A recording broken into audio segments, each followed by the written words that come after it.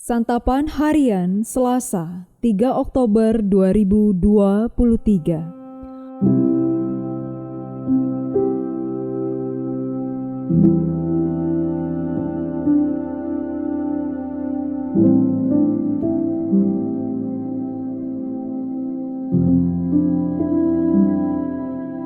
Inilah program Santapan Harian, sebuah program yang mengajak Anda menelusuri isi Alkitab, agar Anda menemukan makna firman Tuhan sesuai dengan konteksnya.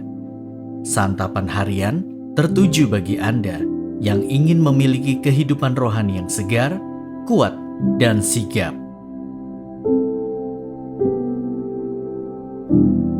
Hari ini kita akan membaca Yehezkiel pasalnya yang ke-27. Namun kita akan membacanya pada ayat yang pertama hingga ayatnya yang ke-11. Sebelumnya, mari kita berdoa. Di dalam kasih-Mu Yesus, kami hidup. Di dalam pelukan-Mu ya Yesus, kami aman. Dan di dalam perkataan-Mu ya Yesus, kami berjalan. Ajarlah kami untuk mengerti dan melakukan firman-Mu. Di dalam kasih-Mu ya Yesus Kristus, kami berdoa. Amin. Yehezkiel 27 ayat 1-11.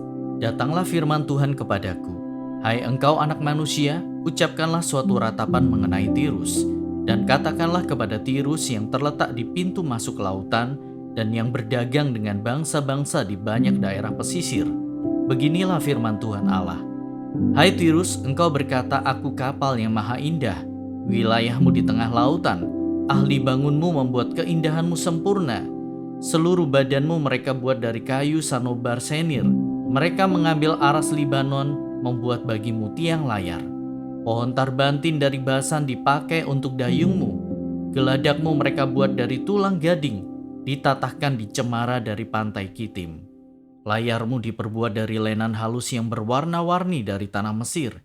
Itulah tandamu. Dan tendamu diperbuat dari kain ungu tua dan kain ungu muda dari pantai Elisa. Orang Sidon dan Arwad menjadi pendayungmu. Tukang-tukangmu hai Tirus berada padamu. Mereka menjadi pelaut-pelautmu. Tua-tua Gebal dengan ahli-ahlinya berada padamu, hendak memperbaiki kerusakan-kerusakanmu. Segala kapal laut beserta anak kapalnya berlabuh padamu, hendak menukarkan barang dagangannya. Orang Persia, Lut dan Put yang menjadi prajuritmu ada dalam ketentaraanmu. Perisai dan ketopong digantungkan padamu. Mereka menambah semarakmu. Orang Arwad dan tentaranya memanjat di atas tembok-tembokmu sekeliling, dan orang Gamat di atas menara-menaramu.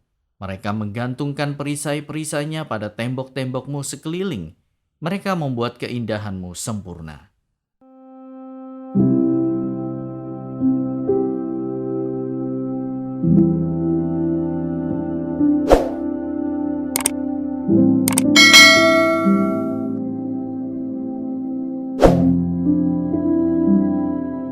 Sahabat Santapan Harian, ratapan biasanya dilahirkan oleh rasa duka atau kepedihan hati yang mendalam. Ancaman mahapralaya atau kehancuran hebat bagi kota Tirus menjadi berita duka. Sedih, kota pesisir yang indah itu akan hancur. Meratap adalah upaya meluapkan isi hati. Hal-hal yang teridentifikasi negatif diharapkan bisa meluap keluar bersama ucap ratap. Ratapan juga bisa menjadi manifestasi sebuah doa. Dengan meratap, kelemahan manusiawi yang meluap itu pun akan terhubung dengan kelimpahan kekuatan roh Tuhan. Ada dimensi spiritual dalam sebuah ratapan. Karena itu, Tuhan memerintahkan Yehezkiel supaya mengucapkan suatu ratapan mengenai Tirus. Kota para pelaut tangguh itu mesti diratapi. Menarik bahwa yang diminta meratap bukan penduduk kota Tirus, melainkan justru sang nabi yang tidak ada hubungan apapun dengan kota itu. Sekalipun demikian, memang ada hal-hal khusus yang mesti diucap dalam ratap sebagai bahan perenungan bagi para penduduk kota Tirus. Eksistensi kota Tirus yang banyak memiliki keunggulan menjadi penghantar penting supaya penduduk Tirus segera sadar bahwa mereka itu selain unggul dengan para pelautnya, juga terkenal dengan keindahan kapal-kapalnya. Tirus adalah kota pelabuhan yang masyhur pada zamannya. Akankah kota yang indah ini akan benar-benar hancur? Inilah perenungan utama yang harus diperhatikan oleh warga kota.